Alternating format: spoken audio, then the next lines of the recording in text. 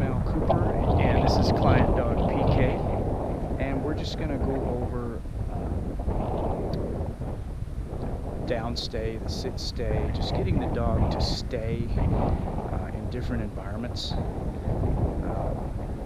This all starts again in the house, in the living room, where the dog is in close proximity. PK, sit. Good girl. Good girl. And then we move outside because we have different distractions and smells and cool stuff. And eventually we'll move off of this quiet street and into a busy city park on a Saturday with kids running around and everything. Which, you know, tests the dog just a little bit. But at first we're setting them up for success in everything we do, and it's no testing, it's all training. And after she has mastered this in the house, where I can take several steps away from her and she remains in the same sit or down, then we'll move outside, and that's what we've done now. So progressing outside, I just put her in a PK stay. And what I've done is just gone to the hardware store and just bought some line. I'll put this in a couple of loops in front of her, so that as I'm walking away to sit, if she breaks, I just tell her to stay. Make sure she's in about the same place, so she's not getting away with anything. And that's going to happen with the young dog. Okay, here's about 10 months. Stay. I like to give a hand signal. I'm going to take several steps away.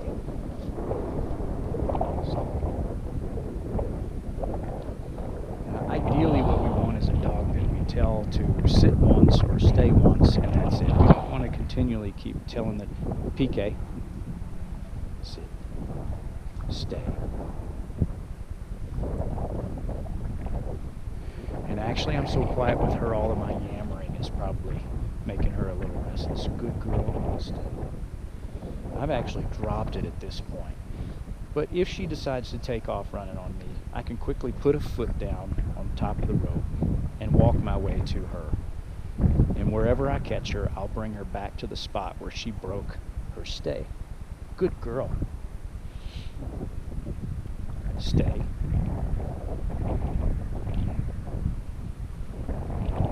Good girl.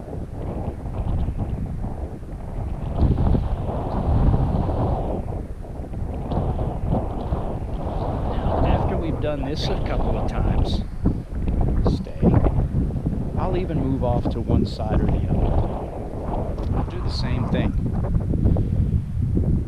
It's loose, so I'm not pulling on it inadvertently, pulling her to me. There's lots of loose rope out there. I've got my foot on it just in case she decides to take off. And she's content. She's being a really good girl. Good girl, PK. Good stay.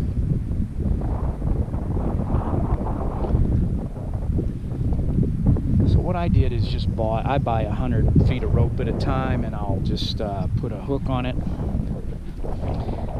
fasten that to her collar.